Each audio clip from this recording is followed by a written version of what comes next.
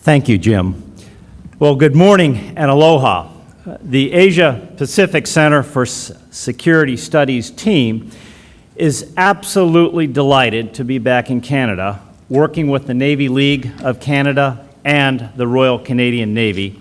To our Canadian colleagues, thank you so much for including us. To all the participants, thank you for taking time out of your busy schedules to attend this conference. Time is a precious resource, and all of you have given generously. The three key factors to a successful conference event of this nature are: 1, the right topics; 2, the right participants; and 3, the right subject matter experts. I am pleased to report that we have all three. As we continue our journey into the 21st century, there is no more compelling topic than the global maritime commons, the megatrends in that domain, and the actors and events that influence security in the 70% of the planet covered by oceans. The extraordinary experience and professional qualifications of the 170 registered participants and 26 countries in attendance here is simply eye-watering.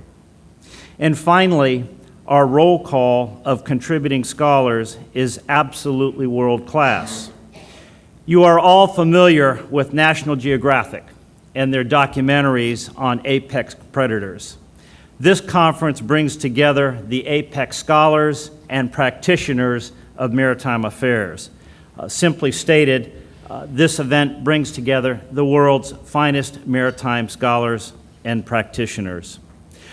Over the next 2 days, we will have a mix of several standalone presentations and panel presentations.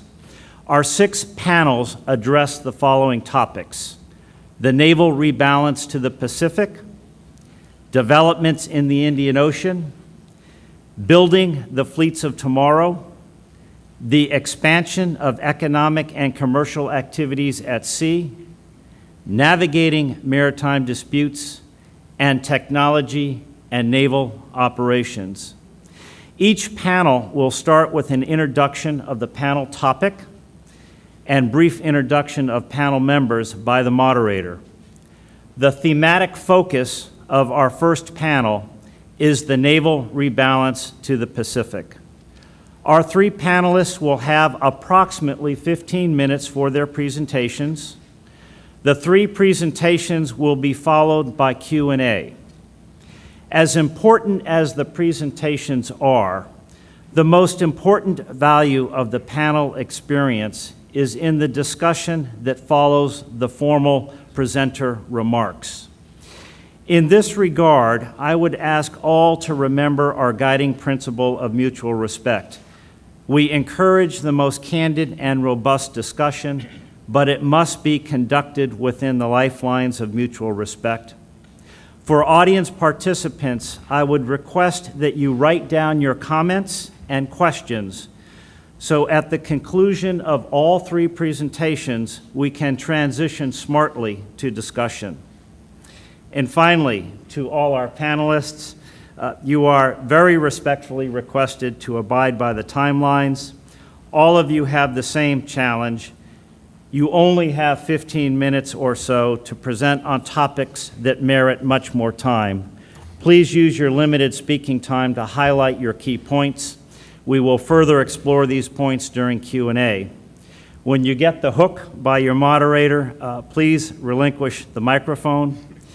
Given the distinguished nature of this gathering, I think our best value added comes from robust discussion. As previously stated, our first panel will discuss the naval rebalance occurring within Asia Pacific. Quantitatively and qualitatively, regional navies are growing.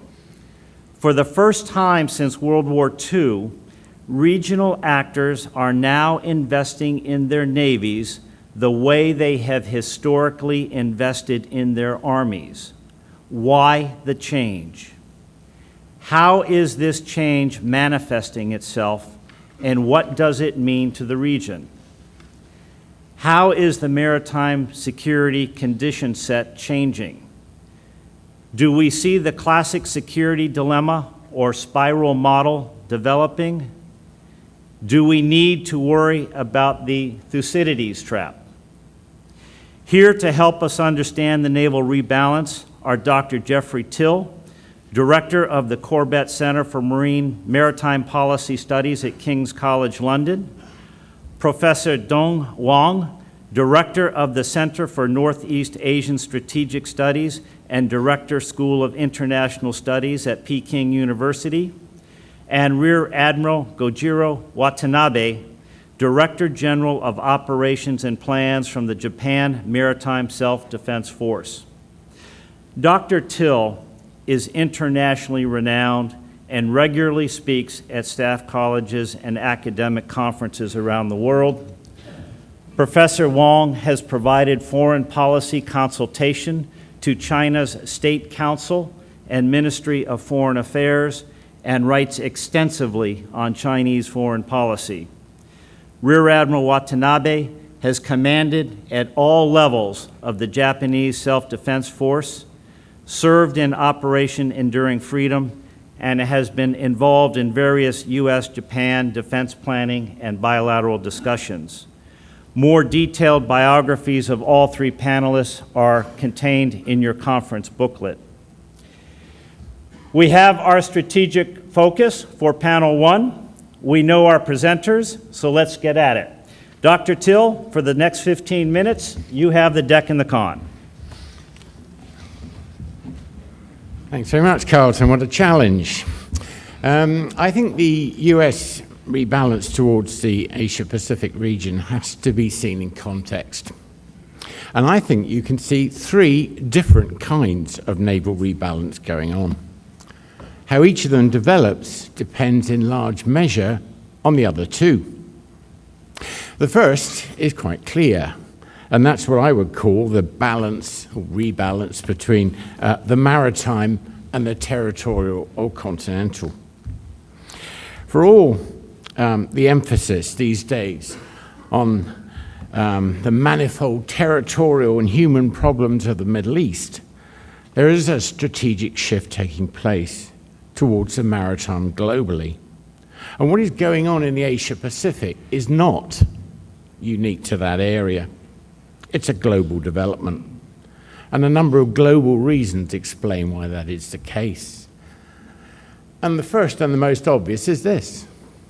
Basically, sea trade since 1850 has been growing at a huge rate. Most analysts would say that it will continue to do so, and that it's critical that it does for the world's peace and security. The increase in the scale and the importance of sea-based trade creates a kind of global system. Hang on, there we go. That operates over and above the level of the nation state, that we're all part of whether we like it or not. It is, of course, supranational. It operates above the nation state. But most diplomats, in fact all diplomats around the world, are concerned not just with their nation, but with their nation within the system. And so that means that they have to confront not just direct national threats, but also indirect national threats that come to them through threats to the system of which they're an important part. The problem is that these latter indirect threats are quite difficult to explain to skeptical electorates. They're not so obvious. What the threats are pretty obvious. We all know what they are. Conflict between sea users, maritime crime, the resources degradation, environmental deterioration, quarrels around the world, even deliberate attack. And this leads to a generally maritime approach because there is an increasing distaste, I would argue, for land-centric solutions. And all of this means that the function of navies around the world is to protect the system, both at sea and by what they can do from the sea. And this means that there's a kind of home and away aspect to the function of navies in defense of the system. Now, all of this applies, of course, especially in the Asia-Pacific, because of its economic rise, is heavily and clearly dependent on the sea. It's obvious, but it needs restating. Why is that the case? This is a view of one of the big fishing ports of Hainan. It's an extraordinary sight of artisanal fishing boats stretching to the far horizon. A critical constituency that no government, whatever its political complexion, can afford to ignore. Oil, gas hydrates adds to the resources of the sea. The sea is also critical as a means of transportation, such an obvious point, I don't need to make it any further. Sometimes it's worth repeating, though, that this is back to Hainan. The scale of the mountain of fishing nets being repaired along the quayside there indicates another problem that we're only really seriously beginning to think about relatively recently, and that's the environmental one, the challenge to the ocean as a system, not just to the sea-based trading system. There are failures here in environmental protection and in everything else because there are sovereignty disputes. We know all about them in the South China Sea. But these also stimulate an interest in the maritime, if for the possibly wrong reason. And all this is further reinforced in the Asia-Pacific by the fact that there is, whether we like it or not, a tendency to equate sovereignty with security. There is an issue, genuine one, of integrity as well. Countries like the Philippines, Indonesia, Malaysia, all are collections of islands that need to be gathered together to maintain national integrity. And that too increases, particularly in Asia-Pacific, I would argue, both the awareness of the importance of the sea and arguably some of the tensions that distract. This book that has come out recently by Robert Kaplan, I think, makes the point that the sea, if you like, is a kind of combination of potential importance and potential threats.